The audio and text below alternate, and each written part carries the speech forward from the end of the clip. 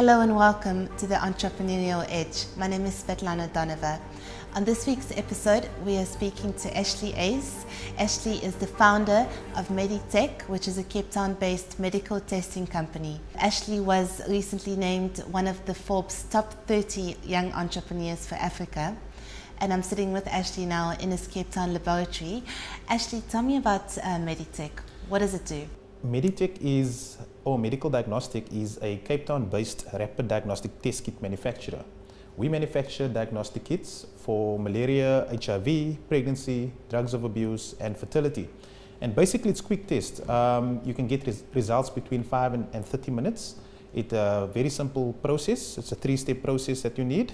Some of the kits use 2-step processes. It's like sample collection, loading the sample on the test, and adding a what we call an assay buffer to it. Now, you started this business 7 years ago when you were just 24, and you started it fresh out of varsity. Yeah. Tell me about what you studied and about that incubator process where you entered following university. Yeah. So at university, I studied biotechnology. I studied at the University of the Western Cape, and I completed my honors degree in biotechnology. Afterwards, I decided not to pursue my master's degree, although I got a scholarship for it. The reasons for that, I wanted to be in industry. And I worked at the University of Cape Town afterwards doing genetics on HIV. But the same thing happened, I was doing research to publish papers and I was not really in industry. So that's when I joined an internship program called Hellfire program, hosted by Acorn Technologies. And that's basically when I got involved in more business type of things in science, using business and using science to manufacture products for the business. And in 2006, I started Real World Diagnostics. How did you deal with the capital outlay that you needed? Because in order to do medical research and manufacture, you need quite a big capital outlay. Where did you get the initial cash seed funding for your business? So basically, I chose a different model of how to do this. I bootstrapped the whole business. I was 24 at this point in time, and it's very difficult for a 24-year-old to close big deals. I basically looked at what was needed in South Africa. At that point in time, in Cape Town, methamphetamine TIC was a big problem.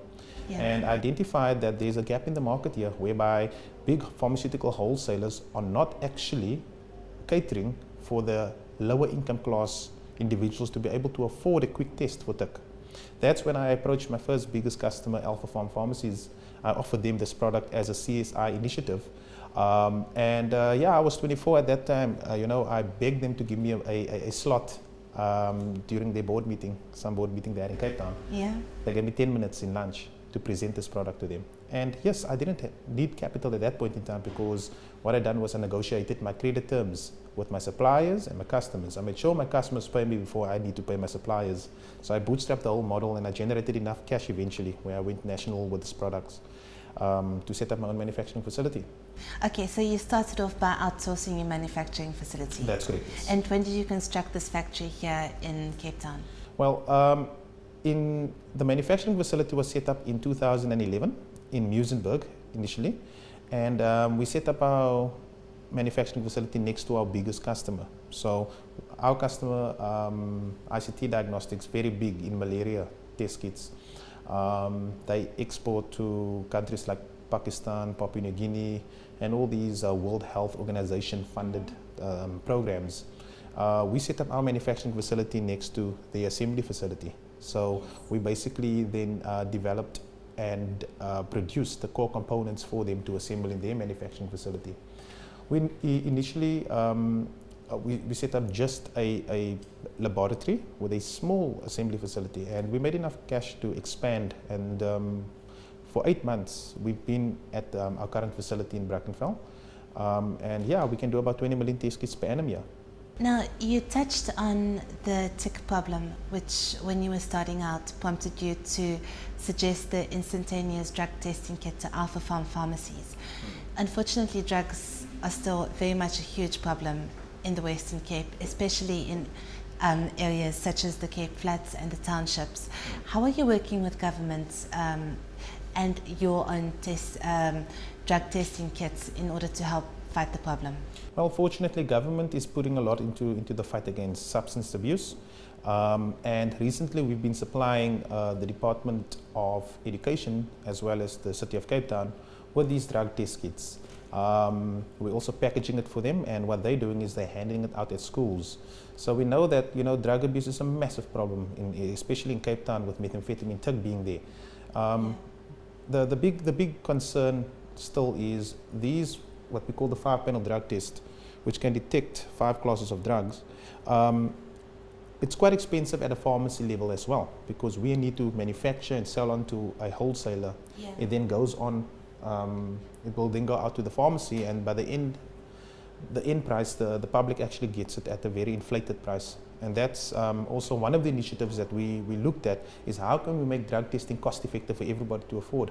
And hence we are busy developing a application, mobile phone application, whereby a parent or a loved one can download an application to actually analyze the kids for drugs. Tell me, how does that work? Well, basically, if you're impaired abusing substances, your pupil won't react as per normal to light. So what happens is the pupil of your eye focuses the light so that you don't see blurry. And if you're impaired, if you're under a illicit drug, or if you are abusing prescribed medication, your pupil won't contract to the light. And we know certain classes of drugs dilates the pupil, certain classes constricts the pupil. Heroin and morphine, opiates, will constrict the pupil, whereas tic and cocaine will dilate it. And based on this, the application uses the camera and the flash of a cell phone to actually analyze the reaction to light. That sounds very interesting. Do you think it can be applied overseas easily as well? Most definitely. The good thing about mobile apps, it's a good tool to have. Obviously, it's not something that you want to use in court, but it's a good tool for a parent who's suspecting their kids to be on drugs to actually have something to test them with. So the nice thing about that as well is it's face-to-face. You will test your kid and you can see the reaction to it. The program will say if the pupil's reacting to light or if it's not. If it's not reacting to light, it will then calculate the size of the pupil based on the light intensity.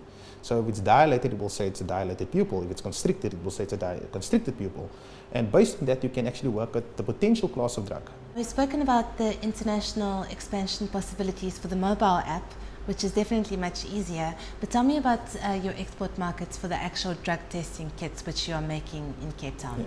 So we're a relatively small business. We've developed a lot of intellectual property over the last 2-3 years. We've invested all our time and effort into making the best quality products at the most affordable prices, because we know in Africa, pricing is quite important, but without compromising the quality, you need to put a lot of effort and resources in research to be able to still deliver a high quality product at a reduced price. So our primary focus at this point was more the malaria test kit. And because we've now got our ISO, SBS, ISO 13485 accreditation, we are now listing with the World Health Organization. So we are tracking towards proper the export market. Currently we are exporting via a distributor, and our biggest exporting product is the malaria test kit. Do you think there's enough being done in the field of medical research on the continent? I do believe there's a lot of research done in the field of medical research on the continent. In my opinion, the biggest obstacle for entrepreneurs, especially scientists, is access to funding. As you could imagine, being a scientist, developing scientific products means that you're going to have to do the research first. You're not guaranteed the outcome. There's no formulation or formula you can draw on a board to say that I can make this test. You will have to do it and prove it. And for that, you need cash. So yes, I think the research is being done at the university level, is being done adequately. From a industrialization perspective, I think more can be done there, because in China and India, to my knowledge, government is investing a lot into what they call the tech parks. So your suppliers will basically be your neighbors in your park. And obviously that cuts down the cost of production. I think for most medical research, for an entrepreneur to do it, he would have to be associated with a big pharma company that is going to be able to fund his research. And unfortunately, there are not a lot of those companies in Africa. Do you think government is putting enough capital outlay in this field? The South African government is specific. Yeah. So when it comes to research and development, government's putting a lot of grant funding out there. So you do get what they call the IDC, Industrial Development Corporation SPY Fund, whereby you get rebates back for spending in R&D.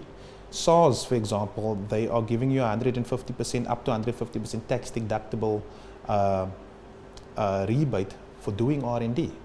And the only concern is that with all these governmental grants, what I've experienced was the red tape. The amount of documentation you need, the auditing is so intense, the timelines when they pay, it's all delayed. And for that reason, I'm very happy for what Minister Alan Winde is doing from the Democratic Alliance. He started a campaign called Red Tape to Red Carpet. And he's put a lot of effort into helping us entrepreneurs actually bypass the so-called bureaucracy of the system of actually getting grant funding. Now, let's go to those entrepreneurial challenges. Red tape is something that many entrepreneurs cite as the biggest impediment to starting their business. In your experience with Meditech, what was your biggest challenge, your biggest lesson? The biggest lesson for me was I was very young and naive. You know, whereby in business, it's like life. You know, you need to gain experience to be able to understand how things work. And I'm very fortunate and unfortunate that this happened to me. I was part of a legal dispute. Basically, I developed intellectual property and I actually didn't protect it properly. I was very naive. Biggest lesson I've learned was take all your contracts to a lawyer. Do not think that you know everything. I signed a contract, and unfortunately the contract I signed basically in some sense handed over my IP to an individual, and in return for the value that I've created, I actually didn't get my money in return, and this individual took me to high court. And yeah, it was very difficult for me to defend what I've actually said I developed, because I've signed a contract that was loose-ended. Okay, that sounds like a very expensive lesson. Yeah, it was about a 400,000 rand lesson. So basically, don't DIY your legal requirements. Most definitely not. That's my advice to anybody out there, young or old entrepreneurs. Get all your contracts to a lawyer. Make sure that you have a very good lawyer, and make sure that you do not proceed with adding value to another organization without having your contract in place first. Thank you, Ashley. That's Ashley Ace. He is CEO of Meditech, and thank you for watching. More Entrepreneurial Edge next week.